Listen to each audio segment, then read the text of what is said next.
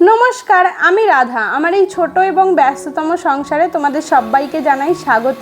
তো সন্ধ্যাবেলা অফিস থেকে ফেরার পরই আমি চলে আসি আগে আমার রান্নাঘরে, কারণ আমার রান্নাঘরে রান্নাটা আমি একদম সুন্দর করে রাতের দিকে করি, কারণ তিনজনেই যেহেতু আমরা প্রায় বেরিয়ে যাই। মেয়েকে একদম সকালবেলায় মায়ের ওখানে দিয়ে আসি, আর তারপর স্কুল সমস্ত কিছু করে ও সন্ধ্যার আগে ঘরে ফিরতে পারে না, স্কুল টিউশন সমস্ত কিছু করে। আর আমরা দুজন যেহেতু জব করি, সেই সূত্রে সারা দিনই প্রায় বাইরে কেটে যায়।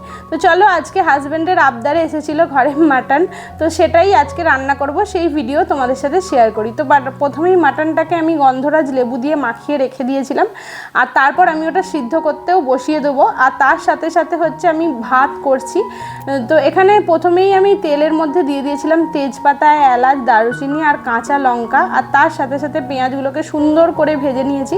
দারুচিনির এত সুন্দর একটা গন্ধ ছাড়ে, মানে পেঁয়াজের সাথে, আমার তো খুব ভালো লাগে।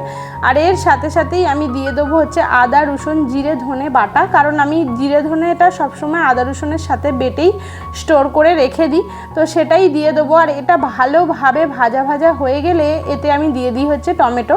আর টমেটোটা একদম বেশ সফট হয়ে গেলে তারপর আমি মশলাগুলো একে একে দিতে শুরু করি, যেমন লঙ্কা, হলুদ, আর তার সাথে আমি দিয়েছিলাম মিট মশলা। তো রান্নাটা আমি সত্যি কথা বলতে খুব হালকা পাতলাভাবেই করতে ভালোবাসি, কিন্তু এক দিন হচ্ছে হাজব্যান্ড আর মেয়ের বায়না থাকে যে না, আজকে একটু রিচ বানাতে হবে, সুন্দর করে করতে হবে। সুন্দর করে রেগুলারই করি, কিন্তু একটু আমি যতটা হালকা খাওয়া যায় সেটাই চেষ্টা করি।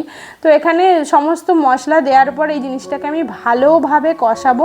আর ওদিকে আমার যেহেতু আমার মেয়ের আজকে ছিল যে মা কষা খাবো, তো সেই জন্য আমি আর আগে প্রেশারেই সমস্ত কিছু কষে প্রেশারে দিইনি, আগে মাটনটা প্রেশারে দিয়ে দিয়েছিলাম, তারপর আমি কষা করব যেহেতু। আর এতে আমি দিলাম হচ্ছে একটু টমেটো সস, কারণ টমেটো সস দিলে আমার চিকেন মাটন যাই হোক খুব ভালো লাগে খেতে। আর তার সাথে আমি ধনেপাতাটাও দিয়ে দেবো। তো ধনেপাতার যে স্মেলটা, সেটা তো দারুণ লাগেই। আর দেখলেই প্রথমেই বলেছি যে মিট মশলাটা আমি দিয়ে দিয়েছি। আর এখানে আমার মাটনটা কিন্তু একদম সুন্দর করে সেদ্ধ হয়ে গিয়েছিল, কিছু চর্বি ছিল যেগুলো আমি তুলে রেখেছিলাম, সেটা আমি কষার সময়তেই দিয়ে দিয়েছি।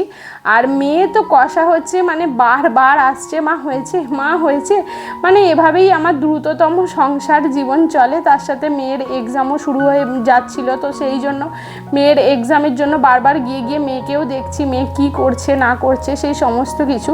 তো তোমাদের সাথে কথা বলতে বলতে আমার দেখো রান্নাটা প্রায় অলমোস্ট কমপ্লিট, আর আমার মেয়ে এখানে বাটি নিয়ে চলেও এসেছে। তো এভাবেই আমার সন্ধ্যে থেকে রাত অবধি কাটে। তোমাদের কেমন লাগছে ভিডিওগুলো অবশ্যই জানিও, আর পাশে থাকার জন্য অনেক ধন্যবাদ।